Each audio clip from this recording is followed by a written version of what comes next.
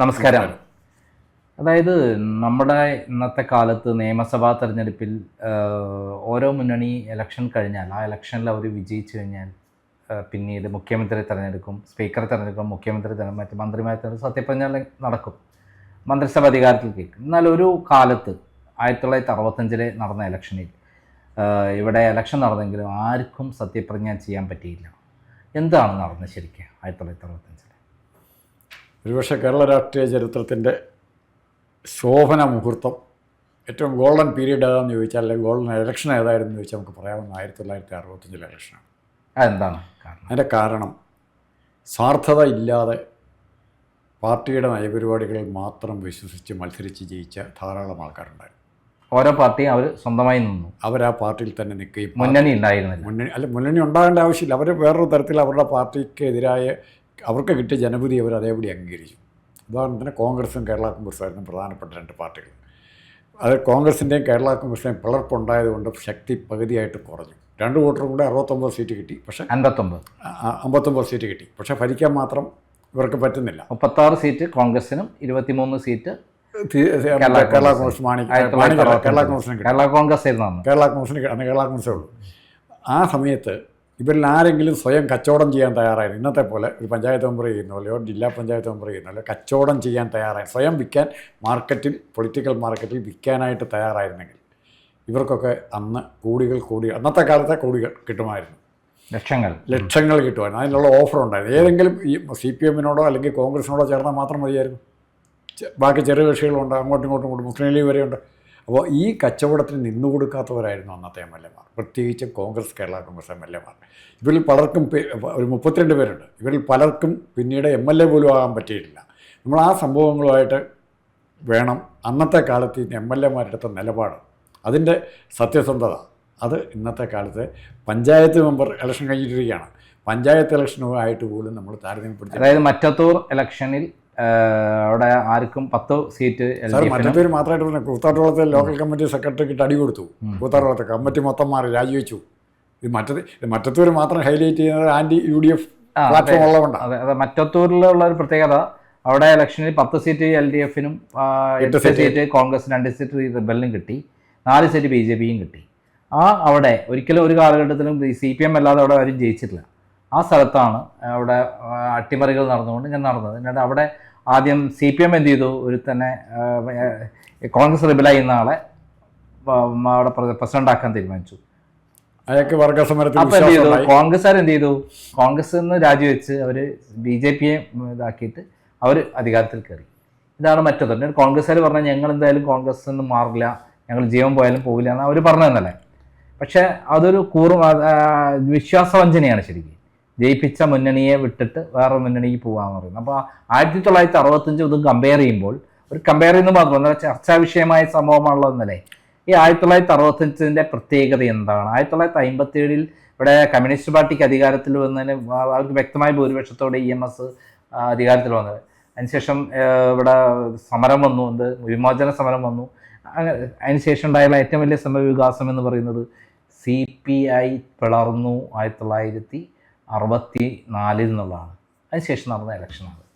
അതിനുശേഷം നടന്ന ഇലക്ഷൻ എന്ന് മാത്രമല്ല അതിൻ്റെ പ്രത്യേകത കേരളത്തിൽ ഒരുപക്ഷെ ആദ്യമായിട്ടാണ് രാഷ്ട്രീയ പാർട്ടികളുടെ തനതായ ശക്തി പരീക്ഷിക്കുന്നത്. ഓരോരുത്തരും അവരുടെ മാത്രം സ്വന്തം പേരിൽ നിന്നു, വേറെ ആരും കൂട്ടുമുന്നണിയില്ല. തനതായ ശക്തി പരീക്ഷിക്കുന്ന അവസരം എന്ന് പറഞ്ഞ ഇതായിരുന്നു.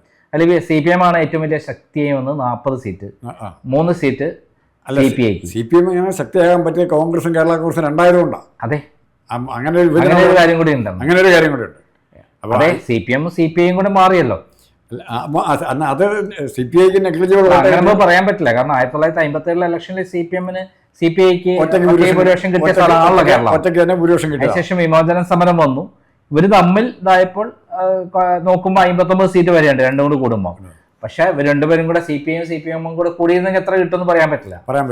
കാരണം ചിലപ്പോൾ അവർക്ക് വോട്ടിന് CPI തോറ്റ സ്ഥലങ്ങൾ ഉണ്ടാവാം. അരിത്തമെറ്റിക്കിനൊക്കെ വൈകാരികമായ ഫാക്ടർ ചിലപ്പോൾ ഉണ്ടായാലും രണ്ടും കൂടെ കൂടിയിരുന്നെങ്കിൽ അതെങ്ങനെ പറയാൻ പറ്റും. അന്ന് 132 സീറ്റ് ആയിരുന്നു, 66 സീറ്റ് കിട്ടി, 67 സീറ്റ് കിട്ടിയാൽ ഭരിക്കാം. പക്ഷേ ഇവിടുത്തെ പ്രശ്നം സാർ, ഈ MLA-മാർ 32 പേര് അല്ലെ, ബാക്കി കോൺഗ്രസിൻ്റെയും കേരള കോൺഗ്രസിൻ്റെയും MLA-മാർ ഞാൻ പറഞ്ഞ പോലെ എല്ലാ തരത്തിലുള്ള പ്രഷറും അവരുടെ മേലുണ്ടായി. സഭയുടെ ഉണ്ടായി, സഭ, കത്തോലിക്ക സഭ, NSSും സംയുക്തമായിട്ട് MLA മാരെ പ്രഷർ ചെയ്തു. നിങ്ങൾ യോജിച്ച് നിൽക്കണം, നിങ്ങൾ യോജിച്ച് കോൺഗ്രസും കത്തോലിക്ക PT ചാക്കോയെ സഹായിച്ചത് കത്തോലിക്ക സഭയെ സഹായിച്ചു, NSS സഹായിച്ചു. ഈ 65 കേരള കോൺഗ്രസ് ഇത്ര വോട്ട് കിട്ടുക എന്ന് പറഞ്ഞാൽ അന്ന് കേരളത്തിൽ ഒരിക്കലും ഉണ്ടാകാത്ത രീതിയിൽ ഒരു നായർ ക്രിസ്ത്യൻ കോമ്പിനേഷൻ ഇവിടെ ഉണ്ടായി. ഒരിക്കലും ഉണ്ടാകാത്ത രീതിയിൽ ആ നായർ ക്രിസ്ത്യൻ കോമ്പിനേഷൻ്റെ ഫലമായിട്ട് പാലക്കാട് വരെ കേരള കോൺഗ്രസ് ജയിക്കുക. കേരള കോൺഗ്രസ് ഇല്ലാത്ത സ്ഥലത്തുള്ള കേരള കോൺഗ്രസ് ജയിച്ചു. അങ്ങനത്തെ ഒരു അത്ഭുതമുണ്ട്. PT ചാക്കോ രാഷ്ട്രീയ അടിസ്ഥാനത്തിലല്ലാതെ തന്നെ അത് മതത്തിന്റെയും ജാതിയുടെയും ഒക്കെ പേരിൽ വിജയിച്ചു, സമുദായത്തിന്റെ പേരിൽ വിജയിച്ചു. ചാക്കോയുടെ മരണമാണ് അതിനെ കേരള കോൺഗ്രസിനെ ഇത്ര സജീവമാക്കി. PT ചാക്കോ ഈ ഷോക്കിലാണ് മരിച്ചത്. തൻ്റെ മന്ത്രിസ്ഥാനം ഇന്നത്തെ കാലത്ത് പറയുന്ന പോലെ രാഹുൽ മാങ്കൂട്ടത്തിനെ വേട്ടയാടിയതിനേക്കാൾ കഷ്ടമായിട്ടാണെന്ന് ചാക്കോയെ വേട്ടയാടിയ അദ്ദേഹത്തിനെ ഒരു പെണ്ണിന്റെ കൂടെ പിടിക്കപ്പെട്ടേ ഉള്ളൂ. അതിൽ ഓവർ സ്മാർട്ട് കാണിച്ചു ചാക്കോ, അത്രേ ഉള്ളൂ. അതും ഇവിടെ വെച്ചിട്ട് എന്താണ് ഉന്തുവണ്ടിക്കാരനെ ഇടിച്ചു. എവിടെ എന്തോ വണ്ടി ഇടിച്ച സമയത്ത് വാർന്നു നോക്കുമ്പോൾ ഒരു പെണ്ണുണ്ടായിരുന്നു. അത് പെണ്ണുണ്ടായിരുന്നു എന്ന് മാത്രമല്ല അന്നത്തെ പത്രം പൊട്ടുതൊട്ട പെണ്ണുണ്ടായിരുന്നു എന്നുള്ളതാണ്. PT ചാക്കോ കാണിച്ച അവിടെ ഒരു മണ്ടത്തരം കാണിക്കുന്നുണ്ട്. ഇദ്ദേഹത്തിൻ്റെ ഭാര്യ ചട്ടയും മുണ്ട് കൊടുക്കുള്ളൂ, ചാമ്പതാല് വാഴൂര്. അപ്പം ഇത് പൊട്ടുതൊട്ട പെണ്ണ് കാണിക്കും. ഇവർ പൊട്ടുതൊടാറില്ലാത്തവരാ. ചാക്കോ എന്ത് ചെയ്തു? അതിബുദ്ധി കാണിച്ചു. പൊട്ടൊക്കെ തൊടിയിച്ച് ഈ പാവം പിടിച്ച സ്ത്രീ ഒരു സെറ്റ് മുണ്ടൊക്കെ ഓടിപ്പിച്ച്, ഹിന്ദു സ്ത്രീകളുടെ കൂടെ സെറ്റ് മുണ്ടൊക്കെ ഓടിപ്പിച്ച് ഈ ഇങ്ങേരുടെ ഭാര്യയും കൊണ്ട് കറങ്ങാൻ തുടങ്ങി. PT ചാക്കോയുടെ ഭാര്യയും കൊണ്ട് കാറൊക്കെ ഇറങ്ങാൻ തുടങ്ങി. അപ്പോൾ നാട്ടുകാരെ കാണുമ്പോൾ ഈ സ്ത്രീ ആയിരുന്നു കൂടെ ഉണ്ടായിരുന്നു എന്ന് കരുതിക്കോളൂ എന്ന് വിചാരിച്ചാണ്. പക്ഷേ അത് ബൂമറാങ്ങായി. അപ്പോൾ പത്രക്കാർക്ക് ഇതിലെന്തോ കള്ളത്തരം ഉണ്ടല്ലോ തോന്നി. അങ്ങനെയാണ് അത് അന്വേഷണം, കൂടെ ഉണ്ടായിരുന്ന സ്ത്രീ ആരാന്നും അങ്ങനെയുള്ള രീതിയിലേക്കും അന്വേഷണം വന്നത്. പക്ഷേ ആ ചാക്കോയുടെ മരണം, ചാക്കോ എന്ത് പറഞ്ഞാലും നേതാവായിരുന്നു. ഈ ട്രൂ സെൻസ് ഒരു കരുണാകരനേക്കാൾ വലിയ നേതാവെന്നാണ് പറയാം. നേതാവ് എന്ന് പറഞ്ഞാൽ നമുക്ക് കരുണാകരനെ ഇപ്പോൾ അക്സെപ്റ്റ് ചെയ്യാൻ പറ്റുള്ളൂ. കരുണാകരനേക്കാൾ വലിയ നേതാവായിരുന്നു ചാക്കോ. മധ്യ തിരുവിതാംകൂറിൻ്റെ രാഷ്ട്രീയ നെടുന്തൂൺ എന്ന് പറഞ്ഞ ചാക്കോയായിരുന്നു. മധ്യ തിരുവിതാംകൂറിൽ കേരള കോൺഗ്രസിന് ബീജാപാപം ചെയ്ത് ഒരു പ്രത്യേക രാഷ്ട്രീയ ശക്തിയാക്കി വളർത്തിയെടുത്ത് ഈ ക്രിസ്ത്യൻ സഭയുടെ സഹായത്തോടെ ഒരു പ്രത്യേക മേഖല ആയിട്ട് തന്നെ ഒരു മാറി എന്നുള്ളത്. അല്ല, ആദ്യഘട്ടത്തിൽ ക്രിസ്ത്യൻ നായർ മണ്ണത്തോൽമനാഥ് സ്ട്രോങ് ആയിട്ടുണ്ട് കൂടെ കേരള കോൺഗ്രസിൻ്റെ കൂടെ നേരിട്ട് പോയി പ്രസംഗിക്കാൻ പോയിട്ടുണ്ട് ഇലക്ഷൻ വരെ. സാധാരണ പോകാറില്ലാത്ത ആ നായർ ക്രിസ്ത്യൻ കോമ്പിനേഷൻ്റെ ശക്തി നാരായണക്കുറുപ്പൊക്കെ അങ്ങനെയാണല്ലോ വരുന്നത്. അങ്ങനെയാണ് വരുന്നത്. KR സരസ്വതി അമ്മ, ഒത്തിരി പേരുണ്ട്. മറിച്ച് അപ്പുറത്തപ്പം ഈഴവ കൺസോളിഡേഷൻ ഉണ്ടായി. ഇത് കേരളത്തിലെ ഈഴവ കൺസോളിഡേഷൻ CPM ആദ്യം കോൺഗ്രസിന് അനുകൂലമായിട്ടും പിന്നീട് CPM അനുകൂലമായിട്ടും പോയത് ഈ ചാക്കോയുടെയും കേരള കോൺഗ്രസിൻ്റെയും നീക്കങ്ങൾ, അല്ലെ കേരള കോൺഗ്രസ് ഉണ്ടായ ശേഷം കേരള കോൺഗ്രസിൻ്റെ നീക്കങ്ങൾ ഈഴവനായ R ശങ്കറിനെതിരാണ് എന്ന് പറഞ്ഞ് ഒരു പ്രൊപ്പഗാൻഡ അവിടെ വന്നു. അപ്പോൾ ആ ഇലക്ഷൻ കണ്ട പ്രത്യേകത, ആ ഈഴവ ഭൂരിപക്ഷമുള്ള 65 വൈക്കം തുടങ്ങിയ സീറ്റുകൾ, വൈക്കം ചേർത്തല തുടങ്ങിയ സീറ്റുകളിലെല്ലാം അവരങ്ങ് ജയിക്കുക ചെയ്യുന്നത്, കമ്മ്യൂണിസ്റ്റ് പാർട്ടി ജയിക്കുക ചെയ്യുന്നത്. അപ്പോൾ ഈഴവ കൺസോളിഡേഷൻ കമ്മ്യൂണിസ്റ്റ് പാർട്ടിക്ക് അനുകൂലമായി ഉണ്ടാക്കിയ ഏറ്റവും പ്രധാനപ്പെട്ട സംഭവം കൂടെ ആയിരുന്നു. ഇത് നമ്മൾ കാണാതെ പോവുക. പച്ചക്ക് ജാതിയായിട്ട് നമ്മൾ പറയുമ്പോൾ ഈ സംഭവം ഇങ്ങോട്ട് ഉണ്ടായിട്ടുണ്ട്. ശരിക്കും കേരളത്തിൽ ജാതീയമായിട്ടും മതത്തിൻ്റെ അടിസ്ഥാനത്തിലും ആദ്യമായിട്ട് ഇലക്ഷൻ ക്യാമ്പയിൻ വന്നത് ഈ കാലഘട്ടത്തിലായിരിക്കും എന്ന് കരുതാം. അല്ല, വിമോചന സമരം തന്നെ അങ്ങനെ ആയിരുന്നു. പക്ഷേ അത് രാഷ്ട്രീയ രൂപം കൈവന്നത് മറ്റേ സാമൂഹിക പ്രശ്നങ്ങളായി. വിദ്യാഭ്യാസ നയം, ഭൂപരിഷ്കരണ സമുദായമായിട്ട് വന്നത് ഈ 65 ഇലക്ഷനിലുണ്ടായി ചേരിതിരുവ വളരെ പ്രകടമായിട്ടുണ്ടായി. വീണ്ടും അന്നും NSS തിരിച്ച് കോൺഗ്രസിലേക്ക് പോയപ്പോൾ പോലും കേരള കോൺഗ്രസ് ശക്തമായിട്ട് പിന്നെ നിലനിന്നു. ഇന്ന് കേരള കോൺഗ്രസിൻ്റെ നേതാക്കന്മാരെന്ന് പറഞ്ഞാൽ KM മാണി പറയാമെന്ന് മാത്രമേ ഉള്ളൂ. ജോൺ ജേക്കബ്, ബാലകൃഷ്ണപിള്ള തുടങ്ങിയ പ്രഗത്ഭന്മാരായിരുന്നു. കോൺഗ്രസിൻ്റെ നേതാക്കന്മാർക്കൊപ്പം നിൽക്കുന്നവരായിരുന്നു. കമ്മ്യൂണിസ്റ്റ് പാർട്ടിക്ക് ഈ ഭാഗത്ത് അത്ര M ഗോവിന്ദനും TV തോമസൊക്കെ ഉണ്ടായിരുന്നെങ്കിൽ പോലും അവർക്ക് ഇവരോട് പിടിച്ചു നിൽക്കാൻ പറ്റിയില്ല. അതുകൊണ്ടാണ് CPI ദുർബലമായത്. CPIയുടെ നേതാക്കന്മാർ ഈ ഭാഗത്തായിരുന്നു. ഷെക്കേജിയും EMS മലബാറിലായിരുന്നു. VS അച്യുതാനന്ദൻ അടക്കമുള്ള നേതാക്കന്മാർ മറുഭാഗത്തായിരുന്നു. പക്ഷേ ഇവിടുത്തെ പ്രശ്നം വെച്ചാൽ ഇവിടെ ഈഴവ കമ്മ്യൂണിറ്റി മാത്രമായി പോയി. ഇവിടെ മറ്റ് ബേസ് കിട്ടാതെ പോയി. അങ്ങനെയാണ് അവിടെ സംഭവിച്ചത്. പക്ഷേ ഇത് ഇന്നത്തെ കാലഘട്ടമാണ്. നമുക്ക് ഇതിൻ്റെ അടിസ്ഥാനം എന്ന് പറയുന്നത് അന്നെന്ത് സംഭവിച്ചാലും ഇന്നിപ്പോൾ ഒന്നും പ്രത്യേകിച്ച് ഉണ്ടാകാൻ പോകുന്നില്ല. പക്ഷേ ഇന്നിൻ്റെ രാഷ്ട്രീയം, ഇന്ന് മീഡിയ ഇപ്പോൾ ഞാൻ കാണുന്നതിൻ്റെ കള്ളത്തരം, മറ്റത്തൂർ ഇലക്ഷനിൽ BJP ചേർന്നു എന്നാണ് പറയുന്നത്. BJP ചേരുകയാണോ ചെയ്താൽ BJP കൂടെ ഇവർക്ക് പിന്തുണ കൊടുക്കുകയാണോ? എങ്ങനെ സംഭവിച്ചിരിക്കുന്നത്? BJPയിൽ ഇവരാരെങ്കിലും ചേർന്നിട്ടുണ്ടോ? അല്ല, BJPയുമായി അവർ ചേർന്നിട്ടില്ല. BJP അവർക്ക് പിന്തുണ കൊടുത്തു എന്നുള്ളതാണ് അവിടെ ഉണ്ടായൊരു സംഭവം. അതിനെന്ത് ചെയ്തു? അവർ കോൺഗ്രസിനെ പേര് എത്തിയാക്കാതിരിക്കാൻ വേണ്ടിയിട്ട് കോൺഗ്രസിന് രാജിവെച്ചിട്ട് പ്രത്യേക ബ്ലോക്കായി നിന്നു. അല്ല, കോൺഗ്രസിന് രാജിവെച്ചിട്ട് BJP ചേർന്നിട്ടില്ലെന്നേ. അവർ ചേർന്നിട്ടില്ല, ചേരില്ല എന്നാണ്. ജീവനുണ്ടെങ്കിൽ BJP ചേരില്ല എന്നാണ്. അവരെയാണ് ഇവർ മീഡിയ BJP ആക്കുന്നത്. എല്ലാ ചാനലും BJP ആക്കുക, BJP ആയിട്ട് കൂട്ടുകൂടി, BJP ആയിട്ട് ബന്ധപ്പെട്ടെന്നും പറഞ്ഞാണ്. ഇത് പാലക്കാട് ഇതിൻ്റെ നേരെ ഓപ്പോസിറ്റ് സംഭവിച്ചത്. ലോക്കൽ സെക്രട്ടറി വരെ അടുത്ത് കയറി തല്ലേണ്ടി വന്നു. എല്ലാ സീറ്റും തോറ്റു. മത്സരത്തിന് വേണ്ടി ജില്ലാ കമ്മിറ്റി ഇടപെട്ട് സീറ്റ് കൊടുത്തവർ വരെ തോറ്റു. അത് പാലക്കാടുണ്ട്, അതിനെപ്പറ്റി ആരും പറയുന്നില്ല. BJP ആയിട്ട് സഹകരിക്കുന്നതിനെ പറ്റിയും പറയുന്നില്ല. അവിടെ കുമരകത്ത് ഏറെക്കുറെ അങ്ങനെ ഉണ്ടായി. എന്താണ് നടന്നത്? പുറത്താക്കപ്പെട്ടൊരു കാൻഡിഡേറ്റിനെ CPM ലോക്കൽ സെക്രട്ടറി ഇതുപോലെ പുറത്താക്കപ്പെട്ടവനാണ്. ബാക്കിയുള്ളവർ സപ്പോർട്ട് ചെയ്ത് അവനങ്ങ് ജയിച്ചു. അവൻ സപ്പോർട്ട് ചെയ്യുമ്പോൾ മാർക്സിസ്റ്റുകാരൻ തന്നെയാണ്, പുറത്താക്കപ്പെട്ട മാർക്സിസ്റ്റുകാരനാണ്. BJPയും സപ്പോർട്ട്, കോൺഗ്രസും സപ്പോർട്ട് പറയാൻ പറ്റുമോ? ചേരുമെന്ന് പറയാൻ പറ്റുമോ? ആ നരേഷൻ, ഒരു കക്ഷി ജയിച്ചു കഴിഞ്ഞാൽ ആ കക്ഷിയെ മാറ്റി നിർത്തുക എന്നുള്ളത് തെറ്റായ നരേഷനാണ്. അതിന് വേറെ വ്യാഖ്യാനങ്ങളുണ്ട്. എന്നാൽ പോലും ഇവിടെ നടക്കുന്ന കാര്യങ്ങൾ ഇത് നമ്മൾ 65-നെ ഒരു ഗൃഹപാഠമായിട്ട് എടുക്കണം എന്നുള്ളതാണ്. എല്ലാ ഇലക്ഷന് നിൽക്കുന്ന ആളുകൾ ആരെ മാതൃകയാക്കണം എന്ന് പറഞ്ഞാൽ 1965 ഇലക്ഷന് നിന്ന് ജയിച്ചിട്ടുള്ള ആളുകളെ മാതൃകയാക്കണം.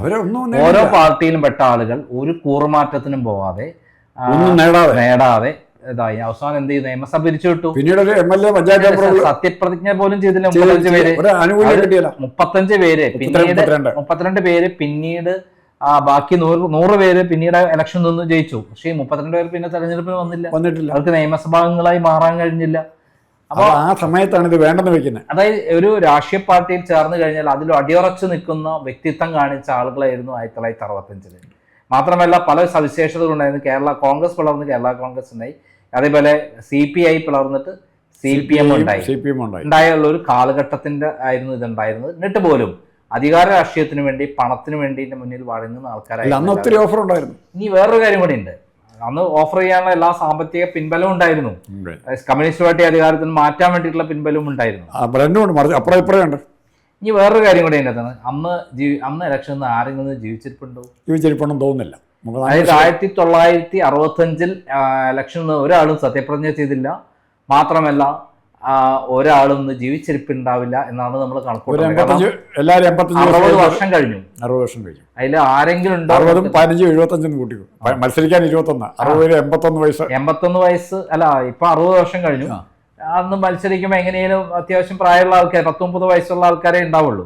അങ്ങനെ 90 മേലെ ആരും ഉണ്ടാവാൻ സാധ്യത 100 വയസ്സൊക്കെ ഉള്ള ആൾക്കാരായിരിക്കും. അന്വേഷിച്ച് ആരെങ്കിലും ഉണ്ടോ നോക്കാം മാത്രം. ഉണ്ടെങ്കിൽ ഒരു അനുഭവമായിരിക്കും അവരെ കൊണ്ടുവരുന്നത്. അപ്പം ഈ 1965 ഇലക്ഷൻ നമുക്കൊരു മാതൃകയാണ് എന്ന് പറയാൻ പറ്റും. ഇലക്ഷനിൽ നിന്നിട്ട് സത്യപ്രതിജ്ഞ ചെയ്തില്ലെങ്കിലും അവർ എല്ലാ കാലത്തും കേരള രാഷ്ട്രീയത്തിൽ, ഇന്ത്യൻ രാഷ്ട്രീയത്തിൽ മാതൃക ആയിട്ടുള്ള ആളുകളാണ്. പാർട്ടികളായിക്കോട്ടെ, രണ്ട് ഇൻട്രഡക്ഷനോടെ പറ്റും. ഒന്ന്, 65 ഇലക്ഷന് ശേഷമാണ് EMSന്റെ കേരളത്തെ നശിപ്പിച്ച മുന്നണി രാഷ്ട്രീയം ഉണ്ടാകുന്നത്. ചെറു കക്ഷികൾക്ക് സപ്തകക്ഷി മുന്നണി 1967 സപ്തകക്ഷി മുന്നണി, ചെറു കക്ഷികളായിട്ട് കൂടിയിട്ട് മന്ത്രിസ്ഥാനവും പേഴ്സണൽ സ്റ്റാഫ് അംഗത്വവും കോഓപ്പറേറ്റീവ് ഡയറക്ടർ ബോർഡ് മെമ്പർ സ്ഥാനം ഇങ്ങനെ ചെറു കക്ഷികൾക്ക് വരെ വിലപേശി കേരളത്തിൻ്റെ ധനകാര്യ വ്യവസ്ഥ തകർത്ത സംവിധാനമാണ് ഈ മുന്നണി രാഷ്ട്രീയം. അതിൻ്റെ നേതാവ് EMS തന്നെയാണ്. അതാരും പറയുന്നില്ല. കമ്മ്യൂണിസ്റ്റ് പാർട്ടി എത്ര അധികാരത്തിൽ എത്തിക്കുന്നതിന്റെ പ്രധാന. അപ്പോൾ ഞാനിപ്പോൾ വിശ്വസിക്കുന്ന അന്ന് ഈ ഇലക്ഷന് മുന്നണി രാഷ്ട്രീയത്തിന് മാർക്സിസ്റ്റ് പാർട്ടി പോയില്ലായിരുന്നെങ്കിൽ കേരളത്തിൽ ചിലപ്പോൾ CPM ഒറ്റയ്ക്ക് ഭരിക്കുന്ന രീതിയിലേക്ക് വളരുമായിരുന്നു. മുന്നണി രാഷ്ട്രീയത്തിന് വേണ്ടി അവർക്ക് ഒത്തിരി കോംപ്രമൈസ് ചെയ്യേണ്ടത് എല്ലാ ശക്തികളുമായിട്ട്. ആ കോംപ്രമൈസിന് പോയതുകൊണ്ടാണ് കമ്മ്യൂണിസ്റ്റ് പാർട്ടി ഇത്രയും അതപ്പതിച്ചിരിക്കും. അധികാര ജീർണത വന്നതും നേതാക്കന്മാര് കോടീശ്വരന്മാരായതും എല്ലാവരും. ഇന്ന് പിണറായി വിജയനെ പോലെ ഒരു നേതാവ് ഉണ്ടായതുകൊണ്ടാണ്. അല്ലാണ്ട് ഇങ്ങനെ എങ്ങനെ രാഷ്ട്രീയത്തിൽ കാണിയില്ല. എന്നാൽ ഞാൻ കണക്ക് ഒറിജിനൽ കമ്മ്യൂണിസ്റ്റ് പാർട്ടി ആണെങ്കിൽ